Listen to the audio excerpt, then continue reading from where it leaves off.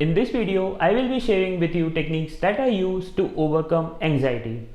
If you are someone who experiences a lot of stress or anxious thoughts or negative patterns, then this video is for you. Now, for most people, when they experience any type of pain, whether it is physical, emotional or mental, we equate that pain with anxiety.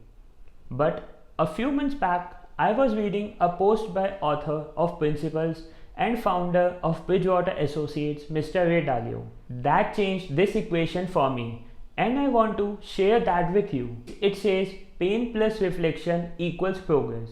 It shows us that all of us experience pain, but when we add reflection to it, that can lead to progress. It shows us that all of us experience pain, but when we add reflection to it, that can lead to progress. And the most amazing thing about this equation is that if you remove the word reflection, you lose progress, and all you are left with is pain. Hi everybody, my name is Samesh Rajpal and welcome back to my YouTube channel where we help you to take control of your financial future and mental well-being. Today, I am going to share with you 7 techniques that you can use to turn pain into progress. I want to start off by sharing with you all a story. This story is about the journey of a person trying to get out his way through the forest. And the person came across a fast flowing river. When they saw this river, they knew that if they set foot inside river, they would get dragged away with the current. They realized that they would have to build some mode of transport to get to other side of river. As a result, they started to get a log and they thought maybe it would be enough to cross the river. So they pushed it into the river and the water just completely took that away. Then they realized they need to build something a lot more stable, so they collected some bamboo and assembled them into 2 rows. Then they tied it up with some rope. They even built a paddle and then they got on the top and started to paddle with all the strength and all the energy. And finally, they made it to the other side of the river.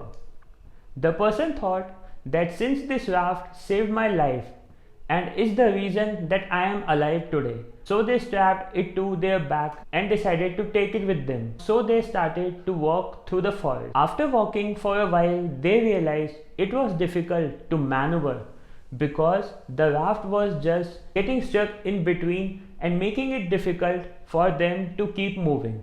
Now they had 2 choices, that either they could continue to try and struggle through the raft on their back, or they could put the raft down and walk away freely. This story goes on to tell us an important lesson, that often what's causing us anxiety is what we are holding onto our back, onto our views of what is normal, what we expect, what we want to happen, basically the picture we are projecting. When we are holding on tightly something that is slowly being slipping away from our hands, causes us anxiety and pain. The whole point is, what is it that you need to let go of to reduce your anxiety? The second method to overcome anxiety is from a book by Wayne Dyer called Change Your Thoughts, Change Your Mind. Studies have found that we have around 60 to 80,000 thoughts per day. The most incredible thing is that these thoughts are cyclical. They are not only repetitive, but they are also negative. The catch is that knowing which of these are repetitive and negative thoughts. This allows you to spot the trigger. For example, do you experience this when you are on social media? Experience this when you are watching a particular show or when you are with certain people?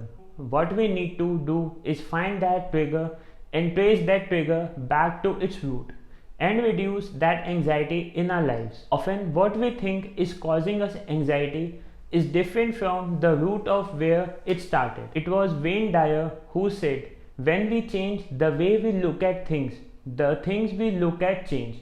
Let's look at our thoughts differently. Stop thinking that you are your thoughts and that your thoughts are all you are. Recognizing that we are so much more beyond our thoughts allows us to disconnect and distance from them, then upgrade them towards healthier thoughts. Now the next technique is thankfulness. Incredible thing about gratitude is that when we are present in gratitude, you can't be anywhere else. That means if you are having a thankful thought, you can't have a worry thought.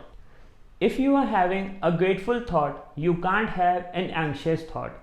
Well, that's an incredible creation. Gratitude and thankfulness has to be practiced in a particular way. It has to be first of all expressed. Keeping a gratitude journal is a wonderful way. Writing down what you are grateful for is beautiful, but it's only when you express it. That's when it starts to have the impact. The second way it has to be practiced is to be specific. It has to be specific to the person, it has to be something specific that happened recently, that's current, or even if it has happened in the past. And the third, it has to be personalized, something that you would only say to few people who are special in your life. It's not something that you could send to 40 or 50 people and they could all feel it. Now the amazing thing about gratitude given in that way is that not only the receiver is happy, but the giver is much more happier. As well, the bond that you create when you share that type of thankfulness will start to reduce anxiety in your life because it boosts your immune system, it boosts your mood and boosts your relationship. The next technique is inspiration. Inspiration helps us to deal with anxiety because when we are feeling inspired, when we are feeling motivated, we are able to use that emotion to help navigate the anxious emotions. If you start your day by reading an inspirational paragraph, a quote from a book you love, or a spiritual book, or some motivational talk by some spiritual leader, someone who inspires you, or it can be some religious songs in the morning, it would give you a boost of inspiration instead of starting mornings while looking at phone and opening your mind up to news, notifications, negativity and noise. Our next technique is meditation. If you are wondering saying, I have tried to meditate, I really struggle, it doesn't work for me. Well, I know that. What I want you to do is start scheduling time with yourself in your diary or calendar. You would never cancel an important meeting with someone else, whether it's a work meeting or a meeting with your girlfriend or a boyfriend. But we don't even schedule one with ourselves. If you start by having that time as your meditation time, or you are not on your phone, you are not watching TV, or you are not listening to a message or responding to an email, you just sit with yourself and check in, ask yourself, how am I doing today? How do I feel? What do I need to do better? Just checking in with yourself is the beginning of your meditation practice. The next technique is exercise. Exercise helps reduce anxiety by triggering several psychological and physiological processes. Physical activity increases the production of endorphins. Basically, these are the chemicals in the brain that act as natural painkillers and mood elevators, promoting a feeling of well-being. Also, exercise reduces levels of cortisol and adrenaline, which are hormones linked to stress and anxiety. Lower levels of these hormones can help calm the body and mind. Incorporating regular physical activities like yoga, walking, or running can be an effective tool in managing anxiety. The next technique is 5-4-3-2-1 method. When you are feeling anxious, what's happening is that your mind is either rushing to the past or it's predicting and projecting the future. So you are either anxious about something that you experienced before, or you are feeling really nervous and anxious about something that might or could happen in the future. But that's not in your control. The best way to come back into the present moment is the 5-4-3-2-1 method. All you need to do is start off by looking around wherever you are and notice the 5 things you can see. It could be a wall, a ceiling, or a window.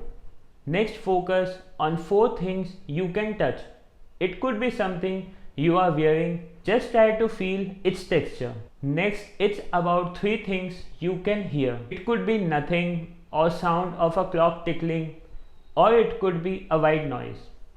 Then the 2 things you can smell.